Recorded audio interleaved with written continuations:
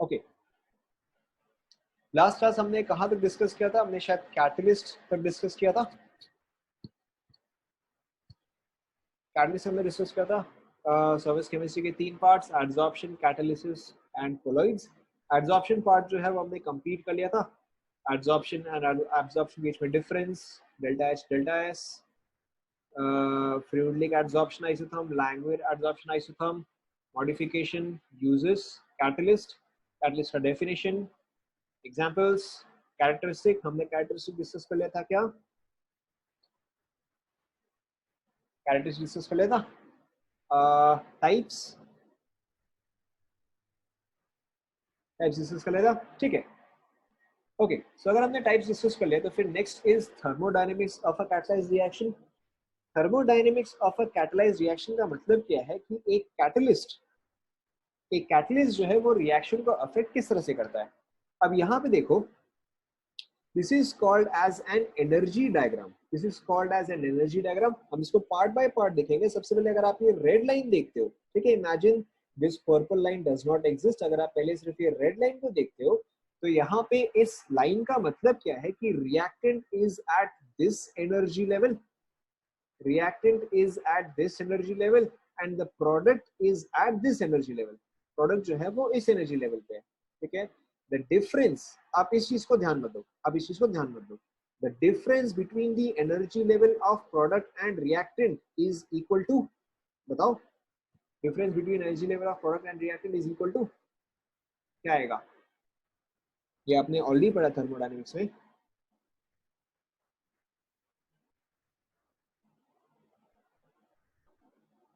Correct. Difference between product and energy. The difference in energy of product and energy is delta H. तो यहाँ पे हालांकि delta E दिया गया है, हालांकि यहाँ पे डेल्टा E दिया गया है, but in reality the difference between reactant and product is delta H. ठीक है। अब यहाँ पे देखो कुछ important terms है। जो हाईएस्ट पॉइंट है, ठीक है, यानी कि ये जो हाईएस्ट पॉइंट है ये जिस एनर्जी को कॉरेस्पॉन्ड करता है, जो हाईएस्ट पॉइंट एनर्जी को कॉरेस्पॉन्ड करता है, that point is called as threshold energy. That point is called as threshold energy, ठीक है।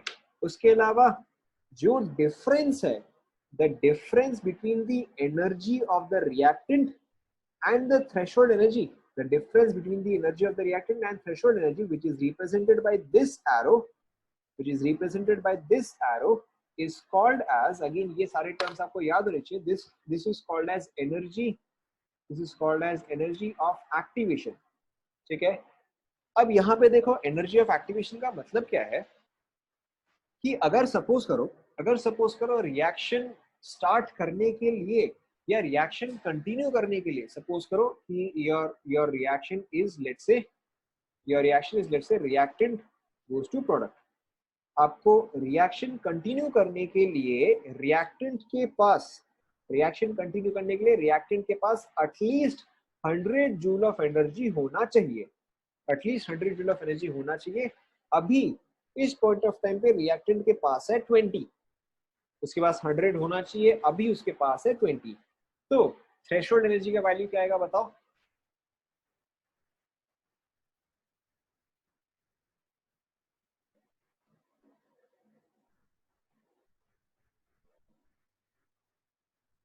बोलो, थ्रेशोल्ड का वैल्यू क्या आएगा?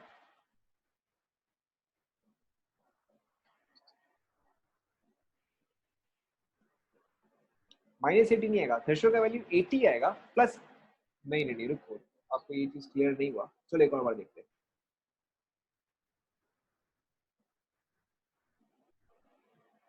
ठीक है, चलो let's look at it once again.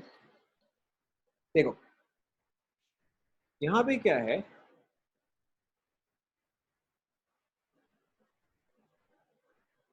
यहाँ पे क्या हो रहा है, देखो कि आपके पास जो इनिशियल ग्राफ है, कोई बात नहीं, वापस से देखो जो आपके पास ग्राफ है, दिस इज एनर्जी, ठीक है, दिस इज योर रिएक्शन। कि आपके पास ऑन द वाई एक्सिस कितना एनर्जी है, ऑन द एक्स एक्सिस की रिएक्शन कितना कंप्लीट हुआ। आपके पास इनिशियली जो है रिएक्टेंट इस एनर्जी लेवल पे है, ठीक है। रिएक्टेंट जो है उसका एनर्जी आप इंक्रीज कर रहे हो, कोई भी रिएक्शन हो जाए तो आप उसका टेम्परेचर जो है उसका भी आप उसको हीट करते हो। अगर आपको सपोज करो रिएक्टेंट गोज टू प्रोडक्ट करना है एंड आप इसको हीट कर रहे हो, तो नेचुरली इसका टेम्परेचर जो है वो इंक्रीज करेगा, एंड अगर टेम्परेचर जो है वो इंक्रीज करेगा तो इसका एनर्जी भी इंक्रीज करेगा। तो सपोज करो this is your reactant, this is your product. तो difference between reactant and product, this is, बताओ अभी जैसे आपने बताया, this difference between reaction and product is correct, difference between reaction and product is delta H। ठीक है, जो highest point है, जो हाईएस्ट पॉइंट है, this point is called as threshold energy, this point is called as threshold energy। ठीक है, जो difference होता है, जो डिफरेंस होता है बिटवीन रिएक्टेंट के पास अभी कितना एनर्जी है एंड उसको कितना एनर्जी चाहिए, this is called as energy of activation. Energy of activation का मतलब ये होता है कि आपको इसको इतना और एक्स्ट्रा एनर्जी प्रोवाइड करना पड़ेगा ताकि ये रिएक्शन जो है वो कंप्लीट हो पाए। ठीक है, आप इसको ऐसे समझो, आप इसको ऐसे समझो कि सपोज करो कि अगर ये एक वॉल है, ठीक है, सपोज करो that this is a wall, this wall has a height of let's say 20 feet, this wall has a height of let's say 20 feet from the ground। ठीक है, एंड कोई भी जो यहाँ पे पर्सन है उसको इस वॉल को क्लाइंब करना है। ठीक है, अब सपोज करो कि ये पर्सन जो है वो ग्राउंड लेवल पर ही है, ये पर्सन जो है वो ग्राउंड लेवल पर ही है, तो अगर उसको इस वॉल को क्रॉस करके दूसरे साइड आना है तो how high must he jump. अगर ये पर्सन ग्राउंड में ही है तो उसको कितना ऊंचा जंप करना पड़ेगा?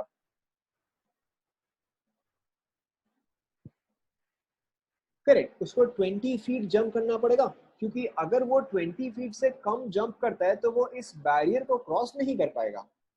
ठीक है, so if he is present at the ground level, if he is present at the ground level then he must jump at least 20 feet.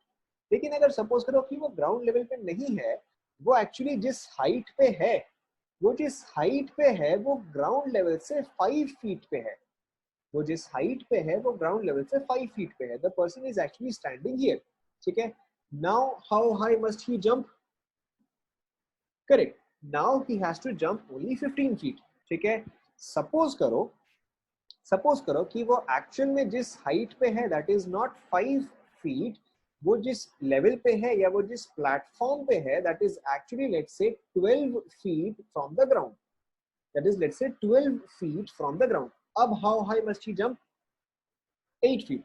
Sense सभी को समझ में आ रहा है? तो यहाँ पे 20 फीट, ठीक है, यहाँ पे 20 feet is your threshold energy. ठीक है, 20 feet is your threshold energy. Energy of activation क्या है कि वो किस लेवल पे है, किस लेवल पे जाना है, और उन दोनों का डिफरेंस क्या है। ठीक है, तो जब इनिशियली पर्सन था ग्राउंड लेवल पे, जब ग्राउंड लेवल पे था उस केस में एनर्जी ऑफ एक्टिवेशन वाज 20। जब वो 5 फीट पे था in that case the energy of activation was 15। जब वो 12 फीट पे है in that case the energy of activation is 8। अब सभी को समझ में आ रहा है? हाँ ना? ठीक है, तो उसी तरह से देखो, उसी तरह से देखो, अगर आपके पास एक ग्राफ कुछ इस तरह से है, ठीक है, you have reactants, you have products। ठीक है, let's say the value of threshold energy is for example 150। ठीक है, let's say the value of threshold energy is 150। reactant जो है, ठीक है, reactant is at 30, तो इसका एनर्जी ऑफ एक्टिवेशन क्या आएगा बताओ? करेक्ट, इसका एनर्जी ऑफ एक्टिवेशन जो है वो आएगा 120। ठीक है, let's take another example, let's take another example कि आपके पास, ठीक है, यहाँ पे हुआ रिएक्टेंट, ये हुआ आपका थ्रेशोल्ड एनर्जी। ठीक है, आपको क्या पता है कि द रिएक्टेंट, आपको क्या पता है कि the reactant is at let's say 15 joule, the reactant is at 15 joule and the energy of activation, ठीक है, the energy of activation is let's say 60 joules, the energy of activation is let's say 16 joules। तो अब threshold का value कितना आ जाएगा? Correct, threshold का value आ जाएगा 75। ठीक है, लेट्स से हम इसी क्वेश्चन में कंटिन्यू करते हैं, हम इसी क्वेश्चन में कंटिन्यू करते हैं।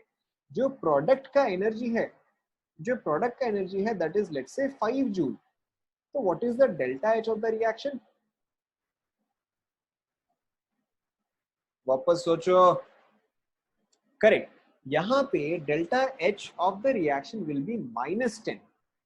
ठीक है, यहाँ पे delta H of the reaction will be -10. Let's take one more example.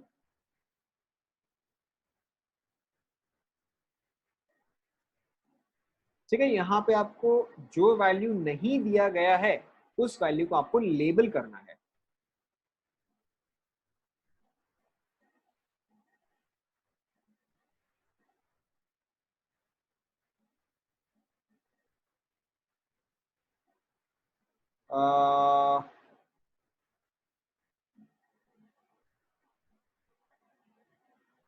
ठीक है, आपको ये वैल्यूज दे दिया गया है, आपको क्या क्या लेबल करना है, आपको ये पार्ट लेबल करना है एंड यहाँ से लेके यहाँ तक का पार्ट आपको लेबल करना है, उसके अलावा ये वाला. ठीक है, you have to label 3 things, 1, 2 and 3. बताओ.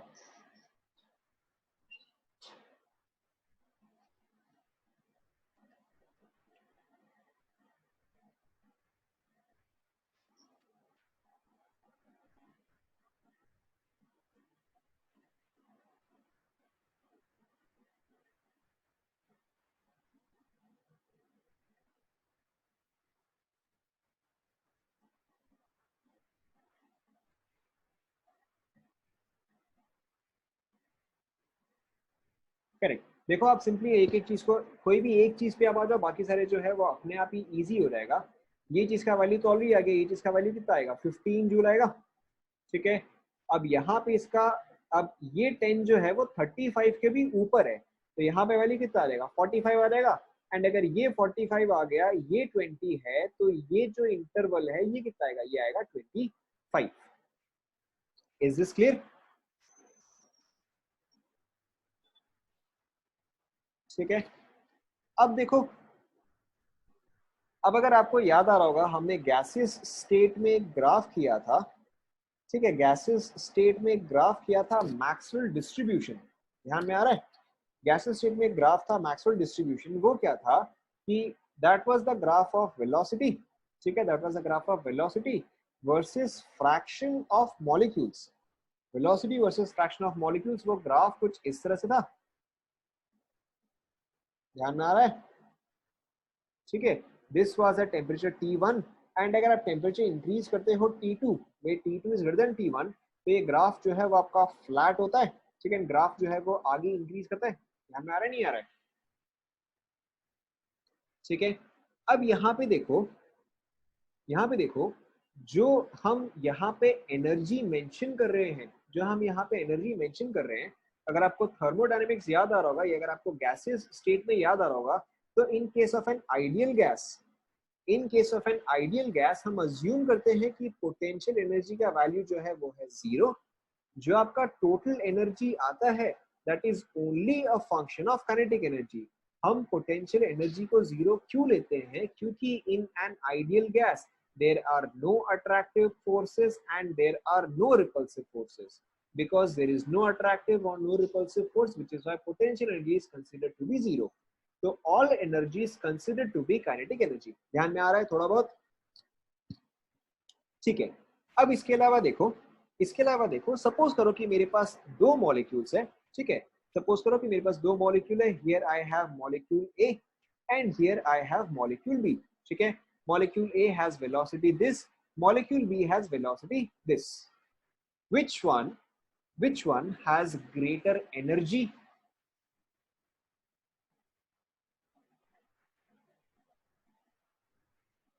बताओ, which one has greater energy?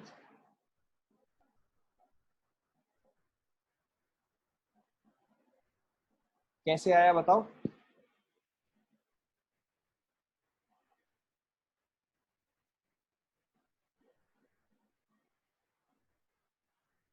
कैसे आया?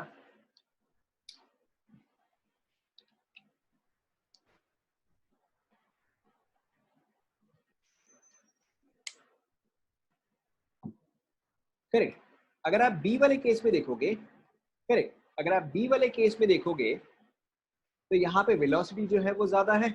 अगर वेलोसिटी ज्यादा है तो काइनेटिक एनर्जी जो है वो भी आपका ज्यादा आएगा. Now in this case kinetic energy is exactly same as total energy. और kinetic energy can simply be treated as energy. ठीक है, तो क्योंकि बी वाले का वेलोसिटी ज्यादा है तो उसका एनर्जी भी ज्यादा होगा।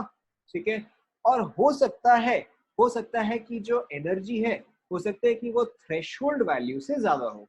ठीक है, अगर किसी भी मॉलिक्यूल का energy is greater than threshold value, if any molecule has energy greater than threshold value, then it can undergo reaction। इसका मतलब क्या है, अगर सपोज करो कि जो थ्रेशोल्ड एनर्जी है, ठीक है, the minimum energy required for reaction if let's say its value is 20 joules। ठीक है, and let's say you have 5 molecules A, B, C, D and E। A has an energy of let's say 10 joules, B has an energy of let's say 12 joules, C has an energy of let's say 19 joules, D has an energy of let's say 25 joules, E has an energy of let's say 30 joules। तो इसमें से कौन कौन से molecules reaction complete कर पाएंगे? Correct, सिर्फ वही मॉलिक्यूल्स या वही रिएक्टेंट्स रिएक्ट कर पाएंगे जिनके पास की energy either equal to threshold energy हो और ग्रेटर देन थ्रेशोल्ड एनर्जी हो। समझ में आ रहा है?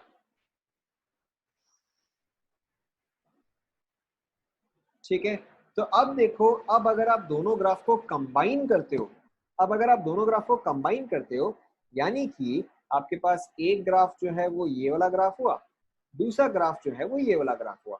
ठीक है, अगर आप सिर्फ पहले फर्स्ट ग्राफ को ही देखोगे, हो सकता है कि थ्रेशोल्ड का वैल्यू आए यहाँ पे कहीं पे, फॉर एग्जाम्पल हो सकता है थ्रेशोल्ड का वैल्यू यहाँ पे कहीं पे आए, तो towards the right energy is increasing, तो ये सारे मॉलिक्यूल्स जो है वो रिएक्ट कर पाएंगे, ये सारे मॉलिक्यूल्स जो है वो रिएक्ट नहीं कर पाएंगे। ये समझ में आया क्या? हाँ ना? ठीक है, all molecules towards the right can react but all molecules towards the left can not react. और अगर यहीं पे अगर आप टेम्परेचर चेंज करते हो या अगर आपका ग्राफ जो है वो इस तरह से शिफ्ट होता है, तो now even more molecules are able to react. क्यों? क्योंकि अब आपका जो अनरिएक्टिव मॉलिक्यूल्स है वो तो कम हो गया, तो now even more molecules are able to react. ये बात समझ में आ रहा है?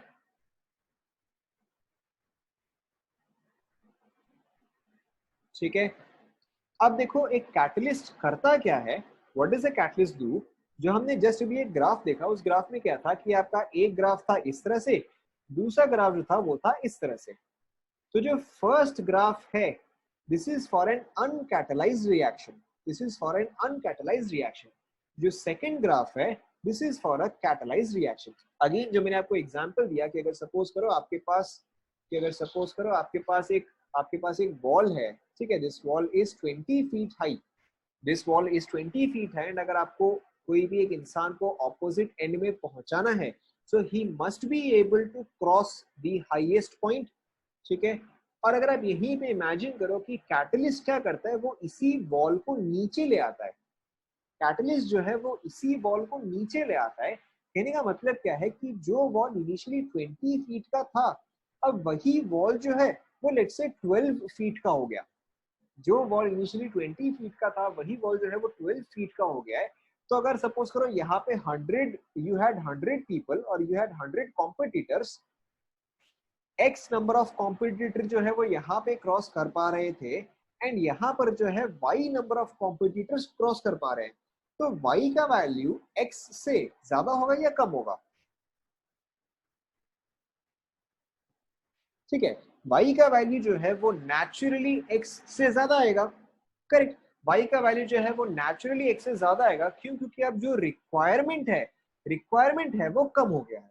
ठीक है, यानी कि अगर आप वापस से इसी ग्राफ में ही देखोगे कि इनिशियली अगर अगर ये वाला जो था ये थ्रेशोल्ड एनर्जी था, तो सिर्फ इतने ही मॉलिक्यूल्स क्वालिफाई किए, लेकिन अगर आप इस चीज का वैल्यू डिक्रीज कर दो, तो अब और भी एडिशनल मॉलिक्यूल्स जो है वो क्वालिफाई किए, और अगर आप इस चीज को और फर्दर डिक्रीज करो तो और मॉलिक्यूल्स जो है वो ऐड होते जा रहे हैं। समझ में आ रहा है सभी को? ठीक है, तो एक कैटलिस्ट एग्जैक्टली यही करता है। Catalyst changes the energy diagram, or a catalyst changes the path through which a reaction takes place. तो जो आपका अनकैटलाइज्ड रिएक्शन में ये हाइट 20 जूल आता, वही कैटलाइज्ड रिएक्शन में ये जो है अब वो हो सकता है कि वो चीज 12 जूल आ गया, या हो सकता है कि वो चीज 10 जूल आ गया, या हो सकता है कि वो चीज 5 जूल आ गया।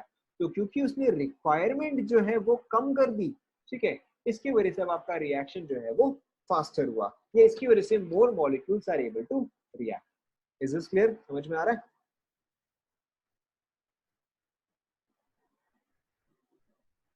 ठीक है, तो देखो इसी चीज को आप एक सिंगल ग्राफ में कैसे समझते हो।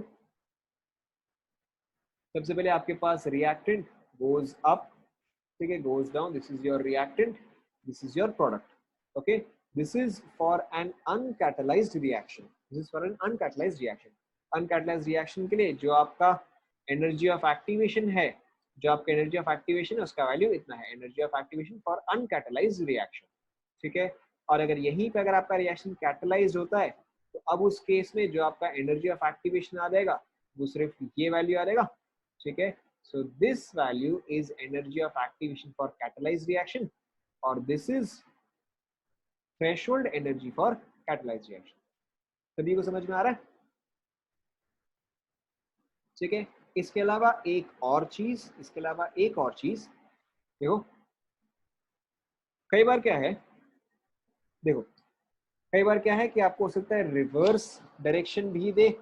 रिवर्स डायरेक्शन का मतलब क्या है कि अभी तक हम हर केस में रिएक्टेंट गोज टू प्रोडक्ट ही कंसिडर कर रहे हैं, बट हो सकता है कि आपका रिएक्शन जो है वो रिवर्सिबल हो, ठीक है। तो ऐसे केस में आप ग्राफ कैसे लेबल करते हो? ऐसे केस में देखो, सपोज करो कि your graph is something like this, ठीक है। तो this is your reactant, this is your product, this is your threshold energy, this is energy of activation for forward reaction, ठीक है। सो दिस विल बिकम, बताओ ये क्या बन जाएगा, बताओ। अगर आपका ये बन जाता है energy of activation for forward reaction, तो आपका ये साइड क्या बन जाएगा, बताओ। Correct, energy of activation for backward reaction, ठीक है। अब इसको और कैसे समझ सकते हो, this is exactly same as कि सपोज करो कि आपको ये वॉल से जंप करना है, ठीक है। On one side the ground is here, but on the other side the ground is here, ठीक है। तो अगर सपोज करो कि इन दोनों के बीच का डिफरेंस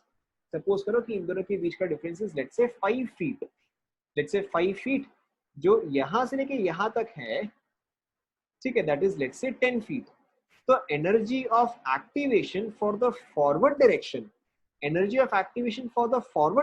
वो कितना आएगा, बताओ।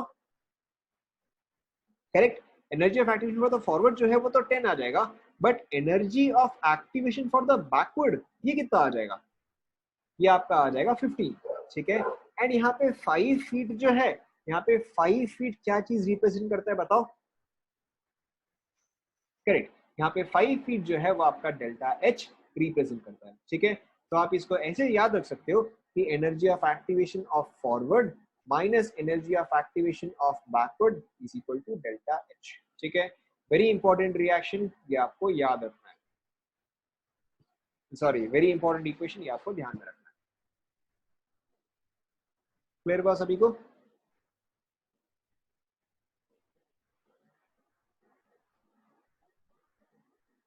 ठीक है, बैक टू आवर प्रेजेंटेशन।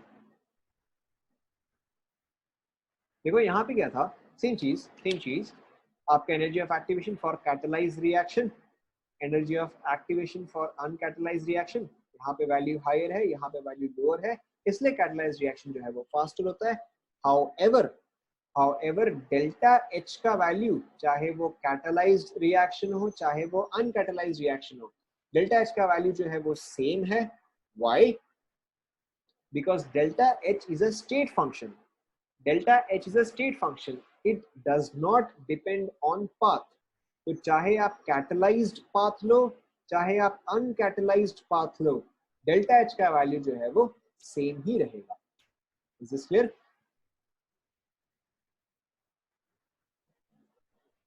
तो जो हमने पीछे एक पॉइंट डिस्कस किया था, characteristic of catalyst, characteristic of catalyst में देखो क्या था, it does not change the position of equilibrium nor does it change the value of delta H.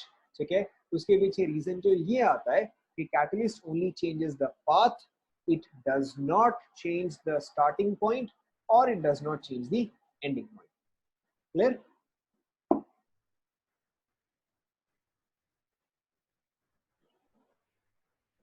है ना?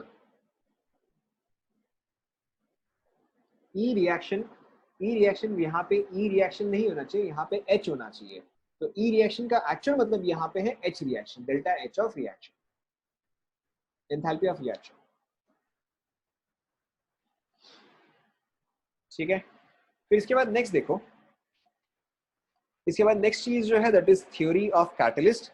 थ्योरी ऑफ कैटलिस्ट यानी कि कैटलिस्ट एक्चुअल में काम किस तरह से करता है। ठीक है, so there are three theories of catalyst. The first theory is intermediate compound theory, the second theory is adsorption theory, and the third theory is modern catalyst theory. Modern catalyst theory is a combination of the first two theories. ठीक है, intermediate, adsorption and modern. तो ठीक है, देखो to explain this, ठीक है, to explain this, देखो suppose करो कि आपके पास है, अब देखो यहाँ पे इंटरमीडिएट कंपाउंड थ्योरी में देखो क्या होता है। सपोज करो अगर आप कोई भी रिएक्शन कर रहे हो, नहीं आपको आपको नोट्स बनाने की जरूरत नहीं है, ऑल ऑफ दिस आपको नोट्स बनाने की जरूरत नहीं है। ठीक है, okay. So intermediate compound theory में देखो क्या होता है कि अगर आपके पास intermediate compound theory, intermediate word का मतलब क्या होता है बताओ?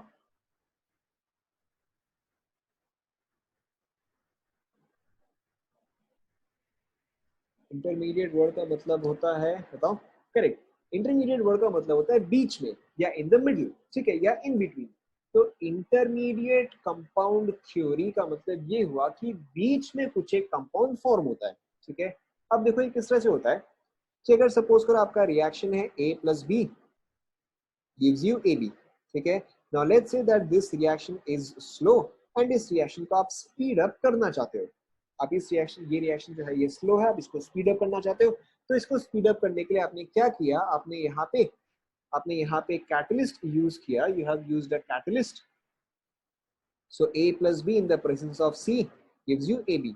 ये रिएक्शन जो है ये फास्ट हुआ। ठीक है, बट ये रिएक्शन फास्ट कैसे हुआ? इन this case what is assumed, या इस केस में क्या थ्योरी बनाया जाता है कि यहाँ पे जैसे A और B डायरेक्टली कंबाइन करता है, यहाँ पे A और B डायरेक्टली कंबाइन नहीं करता है। यहाँ पे क्या हो रहा है कि A जो है वो पहले C के साथ कंबाइन कर रहा है। तो A और C जब कंबाइन करता है इट इज फॉर्मिंग AC। ठीक है, इट इज फॉर्मिंग AC। कई बार आप इसको ऐसे देखोगे कि यहाँ पे AC स्टार लिखा हुआ होगा। ठीक है, AC स्टार का मतलब क्या होता है कि दिस इज हाईली एनर्जेटिक और दिस इज हाईली रिएक्टिव। तो अब ये AC स्टार जो है, this AC star now reacts with B। ठीक है, अब देखो आपका फॉर्म क्या हुआ, अब आपका प्रोडक्ट फॉर्म हुआ AB एंड C जो है वो वापस से फॉर्म हुआ। तो देखो अब the difference between this reaction and this reaction is that this reaction contains only one slow step whereas this reaction contains two fast steps। ठीक है, अब अगर आप इस रिएक्शन को ओवरऑल देखोगे तो रिएक्शन में आपका ओवरऑल क्या आएगा बताओ? What will you get overall in the reaction?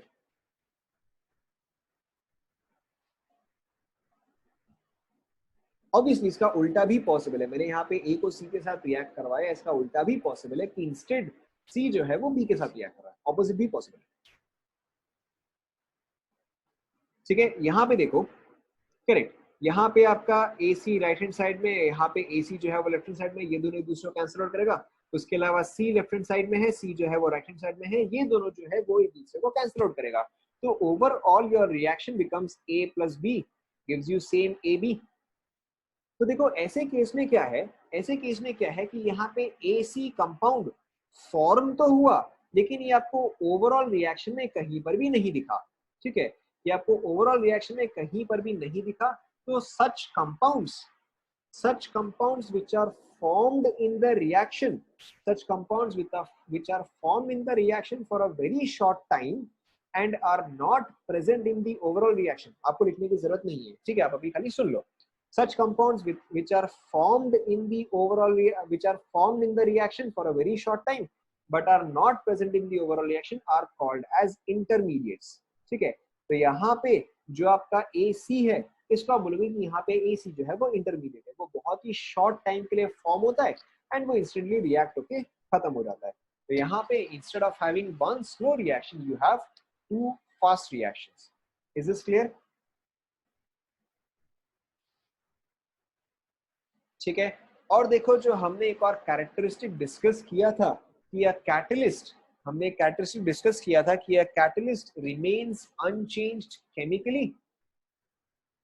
नहीं, यहाँ पे कैटलिस्ट जो है वो सी ही रहेगा, कैटलिस्ट जो है वो सी ही रहेगा. देखो जो हमने कैरेक्टरिस्टिक पढ़ा था कि a catalyst remains unchanged chemically as well as in amount.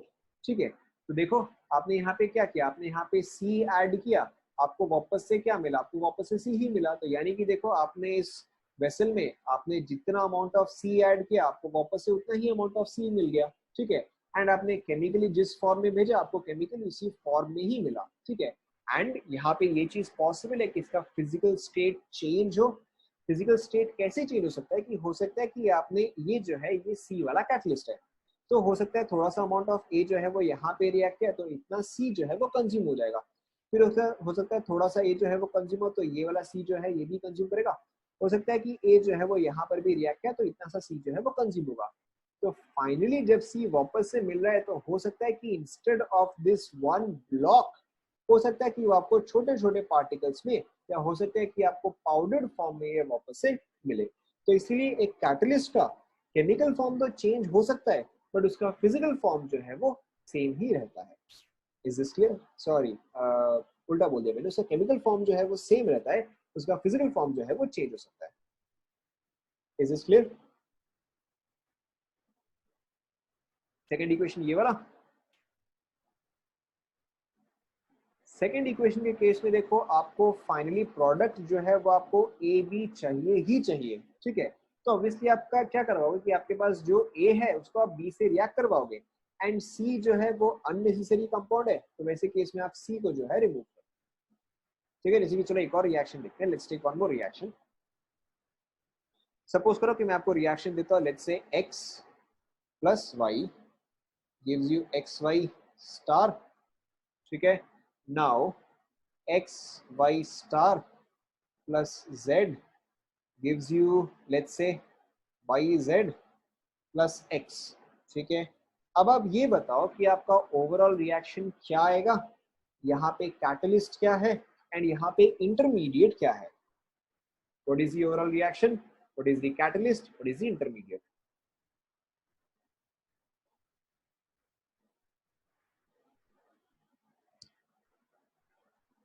Correct, आपका ओवरऑल रिएक्शन जो आएगा वो आएगा y plus z is equal to yz. ठीक है, यहाँ पे आपका कैटलिस्ट क्या है बताओ. करेक्ट, यहाँ पे x जो है वो आपका कैटलिस्ट आ गया and your intermediate becomes xy star. ठीक है, is this clear to everyone? This is called as your intermediate compound theory. Next is adsorption. Next is adsorption theory. अब देखो एडसॉर्प्शन थ्योरी में क्या होता है, लेट्स से कि मैं आपको दो केसेस दे रहा हूं. ठीक है, कौन सा वाला पार्ट नहीं समझ में आया. एंड दूसरी बात, आप प्राइवेटली मैसेज मत करो, आप रिस्पॉन्ड टू एवरीवन करो. ठीक है, जब आप चैट बॉक्स में लिख रहे हो तो do not message privately, message to everyone ताकि सबको समझ में आए मैं क्या बोल रहा हूँ. देखो इस वाले केस में आप क्या कर रहे हो, आप सिंपली इस रिएक्शन को ऐड करो. ठीक है, क्या चीज यहाँ पे कैंसिल आउट हो जाएगा, जो एक्स वाई स्टार है एंड जो एक्स वाई स्टार है ये कैंसिल आउट हो जाएगा, जो x है एंड जो x है ये कैंसिल आउट हो जाएगा. तो आपको ओवरऑल क्या बचा, y plus Z gives you yz. यानी कि यहाँ पे कैटलिस्ट क्या होगा, x होगा, क्योंकि x आपने ऐड किया, x आपने रिमूव किया. ठीक है, तो आपका x जो है वो कैटलिस्ट हो गया एंड कौन सा स्पीशीज बच गया, एक्स वाई स्टार बच गया. तो ये जो है ये आपका इंटरमीडिएट. ठीक है, okay. Next is adsorption. Next is adsorption theory. अब यहाँ पे देखो, इसको समझने के लिए आप पहले ये केस कंसिडर करो। सपोज करो कि you have vessel A, you have vessel A which is a small vessel, you have vessel A which is a small vessel, and you have vessel B, ठीक है, you have vessel B which is a large vessel। अब देखो आपने दोनों case में same condition ही किया है कि in this you have added base, ठीक है, and you have added acid, in this also you have added base, in this also you have added acid, ठीक है। किस केस में रिएक्शन फास्टर होगा?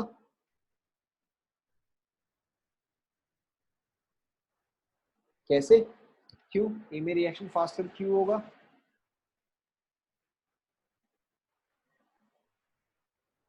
करेक्ट। अब ए के केस में रिएक्शन आपका फास्टर क्यों होगा? क्योंकि ए के केस में लेस स्पेस है, यानी कि आपका एसिड एंड बेस जो है उन दोनों को आसपास ही होना पड़ेगा। अब अगर एसिड बेस ज्यादा क्लोज है तो उनके बीच में रिएक्शन होने के चांसेस जो है वो ज्यादा है। वेयर एज यहाँ पे लार्ज वेसल है, वहां पे एसिड एंड बेस जो है वो एक दूसरे से ज्यादा दूर होगा, एंड अगर ज्यादा दूर होगा तो उन दोनों के बीच में रिएक्शन या उन दोनों के बीच में इंटरैक्शन के चांसेस जो है वो कम है। ये बात समझ में आ रहा है सभी को? ठीक है। अब देखो एड्सॉर्प्शन कॉन्सेप्ट में होता क्या है, अब एड्सॉर्प्शन कॉन्सेप्ट में होता क्या है, या एड्सॉर्प्शन थ्योरी में क्या होता है कि आपके पास सपोज करो कि हम अभी तक जितना भी डिस्कस करते आ रहे हैं या जितना भी हम कैटलिस्ट डिस्कस करेंगे, all of them are gas over solid, ठीक है, आपको ध्यान में रखना है, all of them are gas over solid. तो अब देखो एड्सॉर्प्शन थ्योरम में होता क्या है कि आपके पास ये जो है दिस इज योर कैटलिस्ट, ठीक है, कैटलिस्ट इज योर सॉलिड, ठीक है। इनिशियली आपके पास एक वेसल है, इस वेसल में आप ए और बी के बीच में रिएक्शन करवाना चाहते हो, ए और बी के बीच में रिएक्शन करना चाहते हो to form A B. Initially ये जो है ये कंप्लीटली गैस फेज में है एंड ये रिएक्शन जो है ये स्लो है। तो अब अगर आप कैटलिस्ट यूज करते हो तो उससे क्या हो रहा है कि आपका ए एंड बी जो कि इनिशियली गैस फेज में है एंड वो कहीं पर भी मूव कर सकता है, और अगर वही चीज इस पे एब्जॉर्ब हो जाए तो अब देखो क्या हो जाएगा कि आपके पास ए बी, ठीक है, उसी तरह से काफी सारे मॉलिक्यूल्स जो है वो ऑन द सरफेस एब्जॉर्ब हो जाएगा, ठीक है। तो अब this is your case one, this is your case two. किस केस में रिएक्शन होने के चांसेस ज्यादा है? ऑब्वियसली केस टू में रिएक्शन होने के चांसेस ज्यादा है। क्यों? क्योंकि देखो केस वन में क्या है, these molecules are free to move. क्यों? क्योंकि these molecules have kinetic energy, these molecules are in the gaseous phase, so these molecules are free to move. देखो केस वन में क्या है कि सारे मॉलिक्यूल्स जो है वो गैस फेज में है, केस टू में मॉलिक्यूल्स जो है वो सॉलिड सरफेस पे एब्जॉर्ब हो गए हैं। तो ऐसे केस में कहाँ पे रिएक्शन होने के चांसेस ज्यादा है? जहां पे मॉलिक्यूल्स क्लोजर होंगे।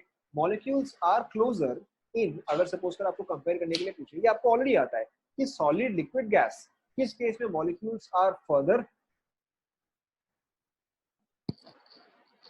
गैस के केस में किस केस में सॉलिड्स आर क्लोजर? करेक्ट। तो अगर आप मॉलिक्यूल्स को गैस फेज से सॉलिड फेज में ले आते हो तो यानी कि मॉलिक्यूल्स जो है वो क्लोजर आ जाएंगे, एंड अगर मॉलिक्यूल्स जो है वो क्लोजर आते, फिर से हमने यहाँ पे देखा मॉलिक्यूल्स अगर क्लोजर आते तो रिएक्शन जो है वो फास्टर होगा। उसी तरह से यहाँ पे क्योंकि मॉलिक्यूल्स जो है वो क्लोजर आ गए हैं, जिनका कॉन्सेंट्रेशन जो है वो इंक्रीज किया है, which is where the reaction is taking place faster. Is this clear? ठीक है। अच्छा, तो आप देखो क्विक रिवीजन। सबसे पहले जो आपका इंटरमीडिएट कंपाउंड थ्योरी था, इंटरमीडिएट कंपाउंड थ्योरी में क्या हो रहा था कि in this case instead of having one slow reaction you had two fast reactions, ठीक है, which is why your reaction was getting accelerated। क्यों? क्योंकि instead of directly forming the compound एक intermediate form होता था। this intermediate is highly reactive, this intermediate is highly reactive and forms the end product quickly, ठीक है। Intermediate compound theory में आपको इतना याद रखना है, there are multiple fast steps and each step takes place very quickly. Adsorption theory में क्या है? एड्सॉर्प्शन थ्योरी के केस में on the solid surface, since the concentration is increasing, on the solid surface, since the concentration is increasing, the chances of reaction also increase. समझ में आ रहा है सभी को? ठीक है, अब देखो जो आपका मॉडर्न कैटलिस्ट थ्योरी है उसके हिसाब से क्या होता है, जो आपका मॉडर्न कैटलिस्ट थ्योरी है, modern catalyst theory is a combination of both intermediate compound theory, ठीक है, as well as adsorption theory. अब यहाँ पे क्या होता है, इंटरमीडिएट कंपाउंड थ्योरी में आपका ए जो है वो कैटलिस्ट के साथ रिएक्ट करना चाहिए, एडसॉर्प्शन में क्या होना चाहिए कि ए जो है वो सी के सरफेस पे एडसॉर्ब होना चाहिए, ठीक है। तो मॉडर्न कैटलिस्ट थ्योरी में क्या होता है कि आपके पास सपोज करो ये जो है ये आपका कैटलिस्ट का सरफेस हुआ, this is your catalyst surface. Modern compound theory में क्या होता है कि आपके पास एक वेसल है, ठीक है। अब इस वेसल में at the bottom, you have catalyst, you are adding A and B. अब अगर आप ए एंड बी ऐड कर रहे हो तो ए एंड बी तो आपने ऑन द सरफेस ऐड किया है, ठीक है। बट अगर आप ए and be on the surface add करते हो, जैसे कि आप इसको ऐसे समझो कि अगर सपोज करो इसमें पानी है, ठीक है, आपने अगर इस पोजीशन पे let's say blue colour add किया है, तो क्या वो ब्लू कलर उसी जगह पे रहेगा या पूरे पानी में स्प्रेड करेगा? करेक्ट, ये ब्लू कलर जो है ये पूरे पानी में स्प्रेड करेगा, ठीक है। This is because of diffusion, ठीक है। डिफ्यूजन क्या होता है? Movement from high concentration to low concentration. आपने ये चीज हजार बार एग्जांपल सुना है, अगर आप रूम के एक कॉर्नर में परफ्यूम मारते हो तो वो परफ्यूम जो है पूरे रूम में फैलता है, ठीक है। This is called as diffusion. तो यहाँ पर भी एग्जैक्टली सेम कॉन्सेप्ट ही है, जब आपने A and B initially add किया, आपने भले add on the surface of water किया होगा, बट जैसे ये ब्लू कलर स्प्रेड कर रहा है वैसे ही ये ए एंड बी जो है ये भी स्प्रेड करेगा, करेक्ट है ना? ठीक है, वैसे ही ये ए एंड बी जो है वो स्प्रेड करेगा। तो यही ए एंड बी स्प्रेड होते होते from the surface of water और from the surface of solution से लेके कहां तक पहुंचेगा? कैटलिस्ट के सरफेस पे पहुंचेगा, है ना? ठीक है, तो उसी तरह से देखो जो फर्स्ट स्टेप में क्या होता है कि जो आपने सोल्यूशन के सरफेस पे ए और बी ऐड किया है, फर्स्ट स्टेप में ए और बी जो है वो डिफ्यूजन से कैटलिस्ट के सरफेस तक पहुंचते हैं, ठीक है। कुछ नहीं, सिंपली ये जो है ये ब्लू कलर की तरह स्प्रेड हुआ है, ठीक है। अगर सपोज करो आपने ब्लू कलर डाला है एंड इन एडिशन आपने यहाँ पर रेड कलर भी डाला है, तो ये रेड कलर अपनी जगह पे रहेगा या स्प्रेड करेगा? बताओ, ये भी स्प्रेड करेगा। आप कितने भी कलर ऐड करो वो तब तक स्प्रेड करेगा जब तक कि वो यूनिफॉर्मली हर जगह प्रेजेंट ना हो। तो उसी तरह से आप चाहे यहाँ पे सिर्फ ए ऐड करो, चाहे आप ए बी ऐड करो, चाहे आप A B C D E F add करो, सबका सब तब तक स्प्रेड होगा जब तक कि वो हर एक कॉर्नर में या हर एक जगह पे पहुंच नहीं जाता। Is this clear? ठीक है, तो फर्स्ट स्टेप में क्या होता है कि ए and be travel from the surface, towards the catalyst. They come closer to the catalyst. This step is called as diffusion. ठीक है, simple enough, this step is called as diffusion. Next step में क्या होता है कि जो A and B catalyst के surface के पास थे, अब दोनों ही कैटलिस्ट के साथ बॉन्ड फॉर्मेशन करते हैं, ठीक है। तो यहाँ पे आपका ए सी फॉर्म हुआ, यहाँ पे जो है बी एंड सी फॉर्म हुआ, तो this forms A C star, this forms B C star. Is this clear? हाँ ना? तो ये वाला पार्ट जो है this is your intermediate compound theory. यहाँ पे आपका ए जो है वो सी के साथ कंबाइन कर रहा है टू फॉर्म एन इंटरमीडिएट। समझ में आ रहा है सभी को?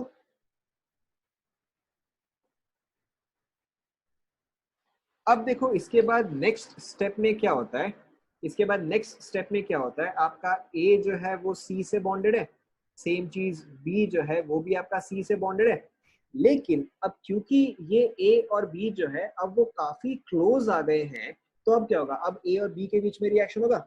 यानी कि जहां पे पहले ए और बी के बीच में कोई बॉन्ड नहीं था, अब क्योंकि ए एंड बी क्लोज है तो इन दोनों के बीच में क्या होगा, इन दोनों के बीच में बॉन्ड फॉर्मेशन होगा। कैसे लो? यस, आईसीटी में डिफ्यूजन जरूरी है। ठीक है, अब यहाँ पे नेक्स्ट स्टेप में क्या होगा कि ए और बी के बीच में बॉन्ड बनेगा। यहाँ पे जब आपका ए एंड बी के बीच में बॉन्ड बनेगा, so finally your compound becomes A B. ठीक है, but this compound is now still bonding with the catalyst, है ना?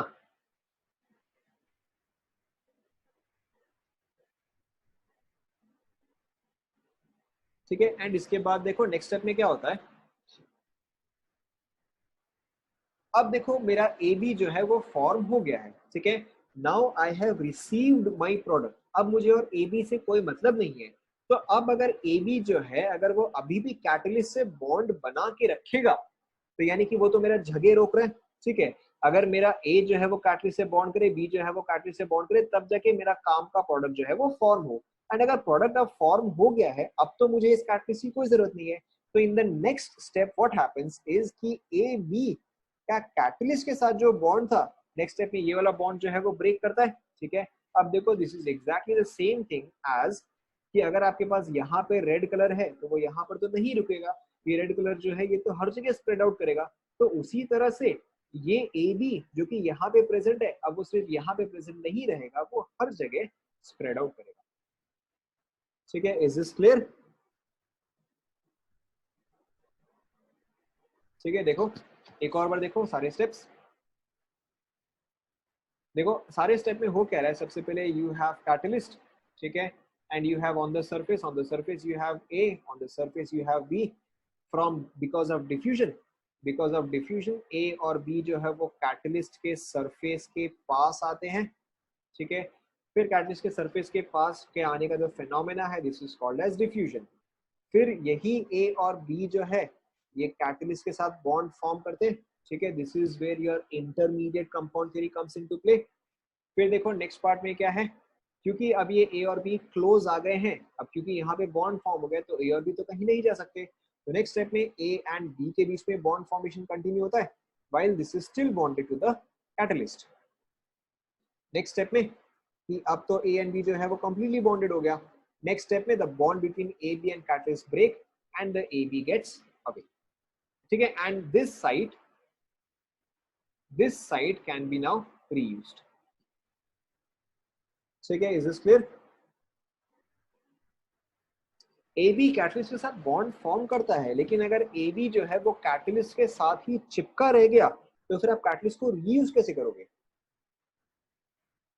ठीक है, तो आप चाहते हो कि आप ऐसा कैटलिस्ट लो जो कि ए बी के साथ बॉन्ड जो है वो इजीली ब्रेक कर दे, या वो जो है जो प्रोडक्ट के साथ वो इजीली बॉन्ड ब्रेक करे।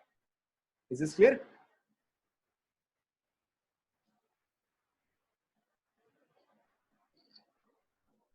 ठीक है, अब देखो इसके अलावा जो है every theory has its own pros and cons. ठीक है, जो आपका फर्स्ट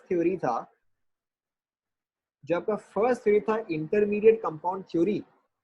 इंटरमीडिएट कंपाउंड थ्योरी जो है ये आप इन जनरल सिर्फ होमोजेनस कैटलिस्ट के लिए ही यूज करते हो। Intermediate compound theory is used to explain homogeneous catalyst. It can also be used to explain how catalyst remains unchanged. ठीक है, यहाँ पे इसके ये दो फायदे हैं। It can explain homogeneous catalysis, it can also explain why catalyst remains unchanged. ठीक है, फिर उसके बाद जो आपका नेक्स्ट एडसॉर्प्शन थ्योरी आता है, एडसॉर्प्शन थ्योरी किस टाइप के कैटलिस्ट को एक्सप्लेन करेगा बताओ?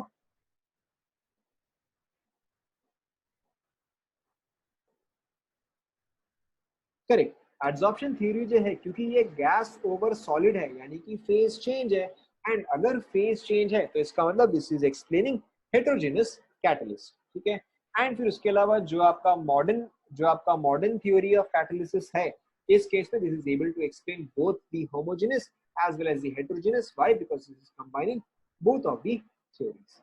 Is this clear?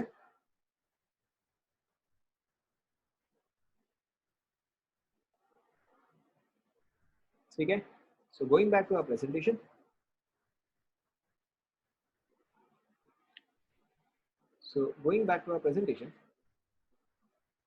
देखो, three theories. First is intermediate, second adsorption, third is modern catalyst theory. A and B surface पे भी रिएक्ट कर सकता है, बट क्योंकि वो रिएक्शन स्लो है इसीलिए आप कैटलिस्ट यूज कर रहे हो. इसके अलावा देखो बायोकेमिकल कैटलिस्ट. अब ये चीज हो सकता है आपने स्टैंडर्ड 10 में पढ़ा होगा, what are enzymes. Enzymes are biochemical catalyst. पढ़ा ही नहीं पढ़ा है?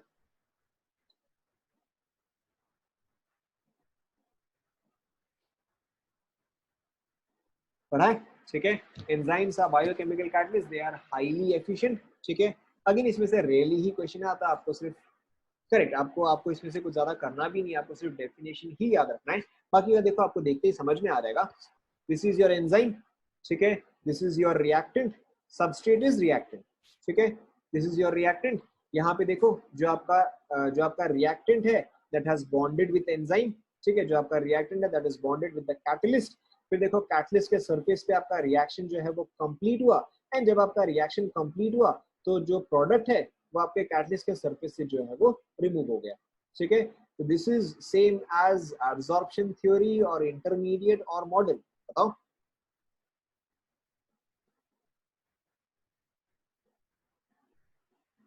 ट्राई करो. Correct. This is as per modern. ठीक है. This is as per modern. हाँ, क्योंकि देखो आपका इनिशियली ये जो है ये इसके साथ बॉन्ड फॉर्म कर रहा है. ठीक है. This is forming a bond. जहां पर भी आपको कॉम्प्लेक्स वर्ड दिखे ना, कॉम्प्लेक्स वर्ड आपको जहां पे दिखे यानी कि वो मॉडर्न थ्योरी को यूज कर रहा है. तो एंजाइम सबस्ट्रेट कॉम्प्लेक्स. उसके बाद आपका फिर यहाँ पे दिस इज देखो पहले ये जो है इसके क्लोजर आया बॉन्ड फॉर्मेशन के, then this is going away when the product has form. ठीक है. इसके अलावा आपको इसमें ज्यादा कुछ करना नहीं है, आपको यहाँ पे सिर्फ मेमोराइज ही करना है. catalyze के कुछ characteristics such as they are highly efficient, you already know this. They are highly selective. ठीक है. They are temperature dependent. They can only function at body temperature. अगर कभी जैसे आपने कई बार पढ़ा होगा, जैसे क्या होता है कि अगर बुखार होता है, if the temperature is very high or if the temperature is very low, the enzymes are not able to function. तो एंजाइम के केस में टेम्परेचर जो है that is very important. They can only perform best at body temperature. ठीक है. Apart from that enzymes are also pH dependent, कि वो जो है वो एक पीएच रेंज में ही अच्छा काम कर सकते हैं. Apart from that you also know कि vitamins, minerals etc are very important for the body to function properly. तो vitamins जो है जैसे कैटलिस्ट के केस में प्रमोटर होता है, जैसे कैटलिस्ट के केस में प्रमोटर होता है, वैसे ही एंजाइम्स के केस में हम एक्टिवेटर बोलते हैं, but this is exactly same as promoter. ठीक है. And those are vitamins. यहाँ पे विटामिन जो है दे बिहेव एज प्रमोटर. यहां तक समझ में आ रहा है सभी को?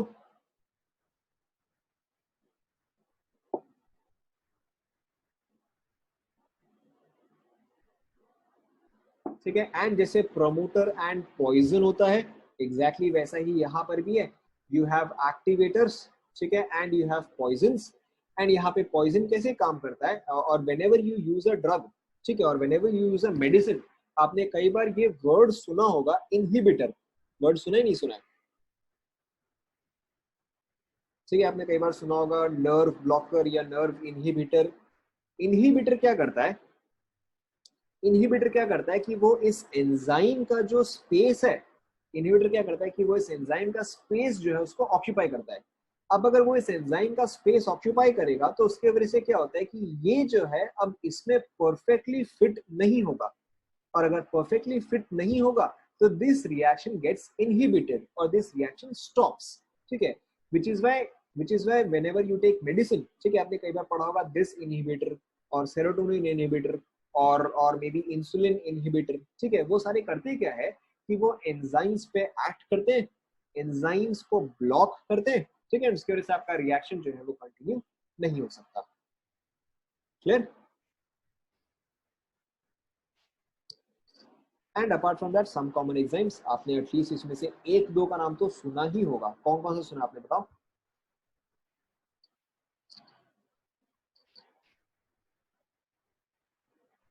एक तो सुना ही होगा, लास्ट वाला पेप्सिन. पेप्सिन तो हर किसी ने सुना है.